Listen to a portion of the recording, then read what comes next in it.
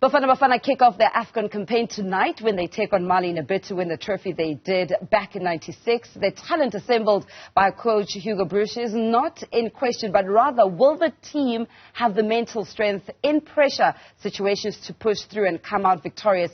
To unpack this and more, I'm joined by someone who is qualified to comment on the subject matter, as we have been leading up to it since last week, talking about mental illness, and that is the sports psychologist, Dr. Koketjo Tsebe. Good morning and welcome to Newzroom Afrika. Good morning, Lebo, and to the viewers. I'm so excited to have you here because your history in sports is so vast, from softball to also now being a Bafana psychologist. Let's talk about the mental capacity that's now needed, Koketjo, Dr. Tsebe, for Bafana Bafana to actually put themselves out there and dominate and lift the spirit of the country and the trophy once again in the Afcon. Thank you, Lebo. The psychological profile into leading to participating in Afcon requires different aspects, such as self-awareness, capacity of the individual athletes and also that of the team, to say how aware about your strengths and weaknesses, because that would also play a role in terms of to what extent do you reach what level. And also team cohesion. This is team sports, so you need to get along. There could be differences of different views, which is understandable. It's human interaction. But how, to what extent is the team cohesed to be able to remain as a unit throughout the camp and focus on one game at a time?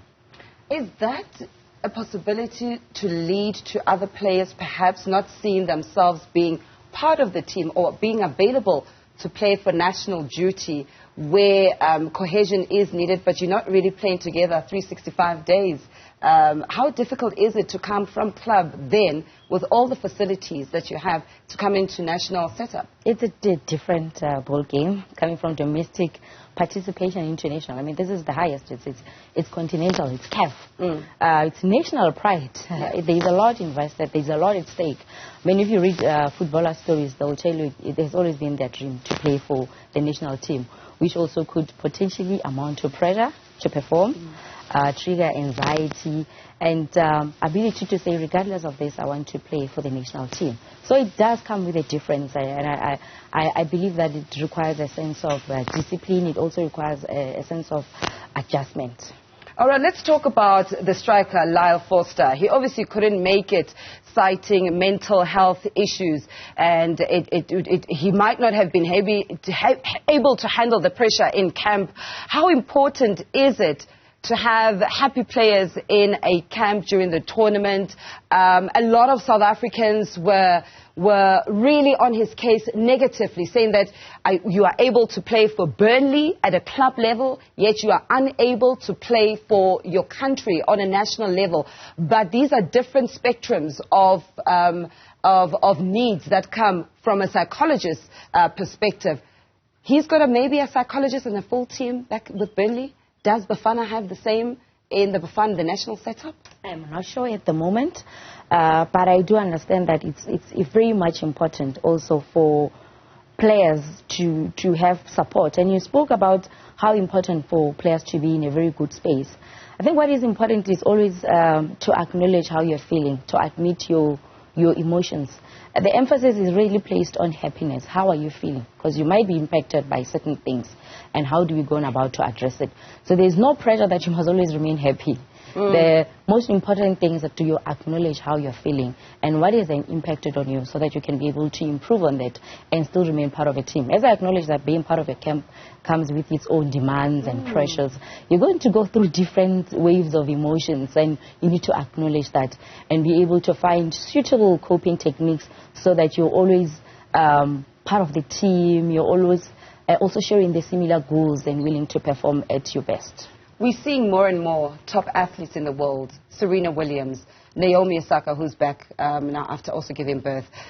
Simone Biles at the Olympic Games saying, actually, I don't want to perform anymore. How open-minded are we as a society now in admitting that mental illnesses do impact those that we believe to be perfect, and we do need sports psychologists traveling with teams? Very important, and I believe such athletes sharing their difficulties, coming up to share their emotional experiences is important, because it taps into advocating into mental health. It somehow say normalized, destigmatized, what has for the longest time been stigmatized, to say mental health is just on the other side. You just need to perform, you need to be at your best. So it does educate and assist other players, raise awareness, especially when it comes to South African sporting context, to say it's okay, they're human beings at the end of the day. And also to acknowledge that the athletic world comes with pressures. That's something sometimes we don't focus on, especially when an athlete is doing well or a team is doing extremely well. We don't think about the psychological impact of staying on top of the game. Are we ready to deal with mental illness as a society? Because if a society is not, then how will society be able to accept when a player says, I'm not in the right space of mind to be at this game? We are gradually in a learning process, especially with what you've mentioned about players coming in. And it's just general society. We hear about suicide. And I think my comment here would say, let's not be reactive. Let's really advocate for proactiveness, being able to understand and be willing to speak about our emotional well-being. Last question. Do you think the team that will win Afcon will be the one that is perhaps the strongest mentally going into the game? Because sometimes it's not really about the physical aspects and how strong physically you are. Yeah, absolutely. Because by virtue of rather being able to qualify, it means you still have the physical ability. But what will make it different is to what extent are you strong mentally to be able to go to the final stage and be able to be crowned the champion. So it requires an extraordinary psychological profile of a champion. I love that. Dr. Tsebe, thank you so much for joining us on Newzroom Afrika this morning. We are not done yet. The Afcon has just begun. So we'll definitely be hearing more from Dr. Tsebe throughout the duration of the Africa Cup of Nations.